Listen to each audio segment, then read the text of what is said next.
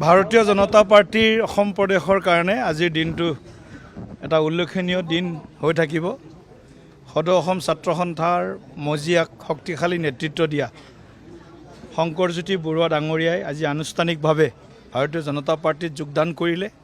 লগতে সদৌ অসম ছাত্ৰ সন্থাৰ মজিয়াত বহু বছৰ ধৰি যিসকলে আই অসমীৰ সেৱাৰ হকে নিজৰ বহুমূলীয়া সময় অতিবাহিত কৰিছিল, খৰচ কৰিছিল, তেনেকুৱা জিলা সভাপতি, কেন্দ্ৰীয় সমিতিৰ সদস্যা প্ৰমুখে কেন্দ্ৰীয় সমিতিৰ বিষয়ববীয়াকে ধৰি প্ৰায় 40 গৰাকীতকৈ অধিক আমাৰ সদৌ অসম ছাত্ৰ সন্থাৰ মজিয়াৰ পৰা অহা প্ৰাক্তন ছাত্ৰ সন্থাৰ কৰ্মীয়ে আনুষ্ঠানিকভাৱে যোগদান কৰিলে।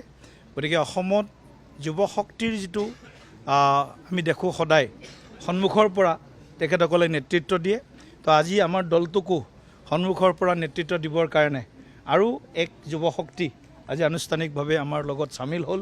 গতিকে শংকৰজ্যোতি বৰুৱা ডাঙৰীয়া আৰু সদৌ অসম ছাত্ৰ সন্থাৰ মজিয়াৰ পৰা অহা প্ৰতিগৰাকী আত্মীয় আমাৰ যুৱ নেতাক আমি আনুষ্ঠানিকভাৱে আমাৰ দললৈ উষ্ম আদৰণি জনালোঁ। আৰু তাৰ লগতে আমাৰ দেউৰী ডাঙৰীয়া হেমন্ত কুমাৰ দেউৰী ডাঙৰীয়াও তেখেতো কমিশ্যনাৰ ছেক্ৰেটাৰী হিচাপে দায়িত্বত আছিলে ফাইনেন্স ডিপাৰ্টমেণ্টৰ, তেখেতেও VRS লৈ তেখেতে আজি আমাৰ দলত যোগদান কৰিলে।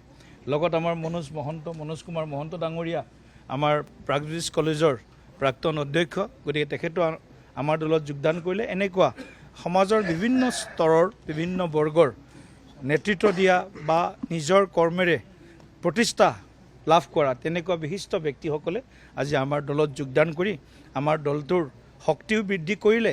আৰু অনাগত দিনত আই অসমীক আৰু মা ভাৰতীক যি সেৱা কৰাৰ সংকল্পেৰে এওঁলোক আহিলে, আমি নিশ্চিতভাৱে বিশ্বাস ব্যক্ত কৰিছোঁ যে এই শক্তি, এই যে যুৱ শক্তিয়ে হওক বা অন্যান্য সমাজৰ বিভিন্ন ক্ষেত্ৰৰ পৰা অহা অভিজ্ঞতাপুষ্ট ব্যক্তিসকলৰ জৰিয়তে আমি আমাৰ দলটোক আৰু অধিক শক্তিশালী ৰূপত আমি তৃণমূল পৰ্যায়ত আগবঢ়াই লৈ যাম আৰু এখন বিকশিত অসম বা শ্ৰেষ্ঠ অসম গঢ়াৰ যি মুখ্যমন্ত্ৰী ডাঙৰীয়াৰ সপোন, ডক্টৰ হিমন্ত বিশ্ব শৰ্মা ডাঙৰীয়াৰ যি সপোন আৰু প্ৰধানমন্ত্ৰী ডাঙৰীয়াৰ যি সপোন, বিকশিত ভাৰত, শ্ৰেষ্ঠ ভাৰত আৰু বিশ্বগুৰু ভাৰত, এই সপোনক আমি সকলোৱে মিলি হাতে হাত ধৰি কান্ধত কান্ধ মিলাই এই সপোনক আমি চৰিতাৰ্থ কৰিবৰ কাৰণে সক্ষম হ'ম।